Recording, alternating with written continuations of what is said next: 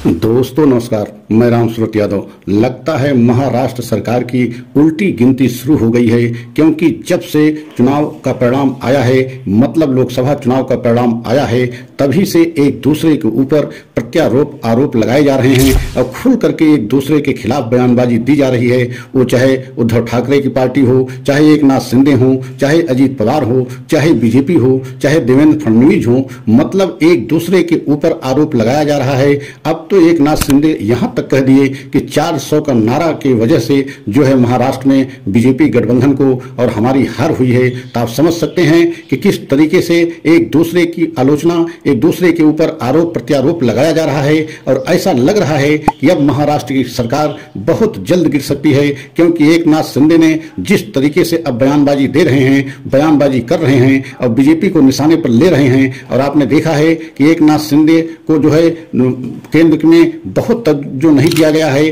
और जिस तरीके से मंत्रिमंडल में उनको जो है बड़ा कोई पद नहीं दिया गया है, उससे भी एकनाथ शिंदे नाराज हैं। तो आज हम इसी पर पूरा खुलासा करेंगे कि क्या जब महाराष्ट्र की सरकार गिरने वाली है, क्या एक तरीके से महाराष्ट्र सरकार की उल्टी गिनती शुरू हो गई है। तो अगर आप हमारे चैनल पर पहली बार हैं तो चैनल को लाइक सब्सक्राइब जरूर कर लें, वीडियो को अंत तक जरूर देखें, तभी पूरा सच समझ में आएगा। तो सबसे पहले ये जानना बहुत जरूरी है कि लोकसभा चुनाव का जैसे ही 4 जून को परिणाम आया, उसके बाद जो है पूरे महाराष्ट्र में एक तरीके से बीजेपी गठबंधन की सरकार में हलचल मच गई और एक दूसरे के खिलाफ जो है बयानबाजी शुरू हो गई। और आपने यहां तक देखा देवेंद्र फडणवीस तो इस्तीफा तक दे दिया कि हम जो है हार की जिम्मेदारी लेते हुए जो है अपने पद से इस्तीफा दे रहे हैं। तो आप कल्पना कीजिए। और दूसरी तरफ एकनाथ शिंदे जो महाराष्ट्र के मुख्यमंत्री हैं, उन्होंने तो बहुत बड़ा भी बयान दे दिया कि एक तरीके से 400 प्लस का नारे देने की वजह से जो है बीजेपी की और हमारी मतलब पूरे गठबंधन की, एनडीए की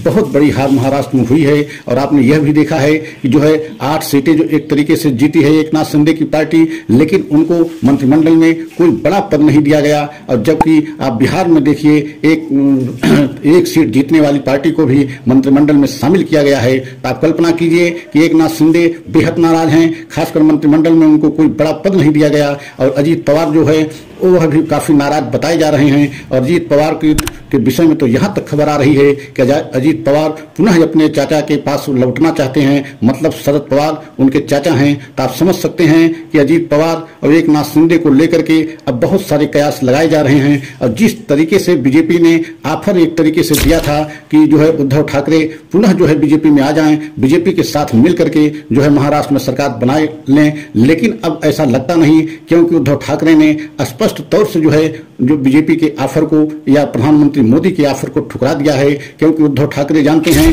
कि अब हम बीजेपी के साथ मिलकर के आने वाले जो है विधानसभा चुनाव में जाएंगे, तो बीजेपी के साथ रहने पर उद्धव ठाकरे को बड़ा नुकसान हो सकता है। और यही कारण है कि उद्धव ठाकरे अब बीजेपी के साथ पूरी तरीके से मिलने के लिए तैयार नहीं है। और जबकि यही कयास लगाया जा रहा है था कि उद्धव ठाकरे हो सकता है कि एक बार फिर बीजेपी में वापसी करें और बीजेपी के साथ मिलकर के सरकार महाराष्ट्र में बना लें। लेकिन अब जिस तरीके से खबरें आ रही हैं, उससे ऐसा नहीं प्रतीत हो रहा है कि उद्धव ठाकरे जो है बीजेपी के साथ मिल करके आने वाले विधानसभा के चुनाव में जो है जाना चाहते हैं। क्योंकि 4 महीने के बाद महाराष्ट्र में चुनाव होने वाला है। और उससे पहले जिस तरीके से इस समय महाराष्ट्र में हलचल मची हुई है, पूरे महाराष्ट्र राजनीति में हलचल मची हुई है, उससे ऐसा प्रतीत हो रहा है कि सरकार वहां जल्द गिर सकती है। क्योंकि एकनाथ शिंदे भी असहज दिखाई दे रहे हैं, अजीत पवार भी एक तरीके से असहज दिखाई दे रहे हैं। और उधर आप देख रहे हैं कि अजीत पवार के चाचा स्पष्ट मना कर दिए हैं कि हम जो है पुराने लोगों को अपने पास नहीं लेंगे। क्योंकि शरद पवार को बहुत बड़ी सफलता इस बार लोकसभा में मिली है, क्योंकि उन्होंने 10 लोकसभा चुनाव पर चुनाव लड़ा था और उसमें से 8 पर उनकी जीत हुई है। तो आप सोच सकते हैं शरद पवार एक तरीके से महाराष्ट्र के बहुत बड़े चाणक्य माने जाते हैं। और लोकसभा में सबसे बड़ी सफलता शरद पवार को मिली है, क्योंकि 10 सीटों पर लड़ करके अगर 8 सीट जीतते हैं तो आप समझ सकते हैं कि कितना ज्यादा उनको जो है जनता वहां की चाहती है। यही कारण है कि आने वाले समय में महाराष्ट्र में शरद पवार की पार्टी और कांग्रेस की पार्टी कुछ बड़ा करने के एक तरीके से उसमें फिराक में है। अगर जो है कांग्रेस और शरद पवार की पार्टी मिलकर के चुनाव लड़े, उद्धव ठाकरे के साथ में रहे, तो वो एक तरीके से महाविकास अघाड़ी की फिर से सरकार बन सकती है। तो हमारा सच अगर आप सभी देशवासियों को अच्छा लगा हो तो लाइक सब्सक्राइब जरूर करें और अब कमेंट के द्वारा अपनी राय हमें अवश्य दें। अगला वीडियो पुनः हम लेकर के आएंगे। जय हिंद, जय भारत।